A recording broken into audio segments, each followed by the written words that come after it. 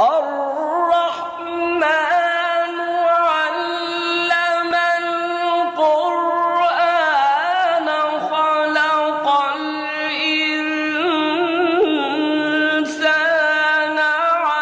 علمه البيان الشمس والقمر بحسبان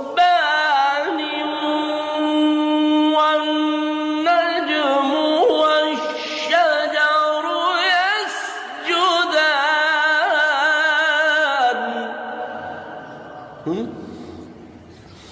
इसको कॉपी करो।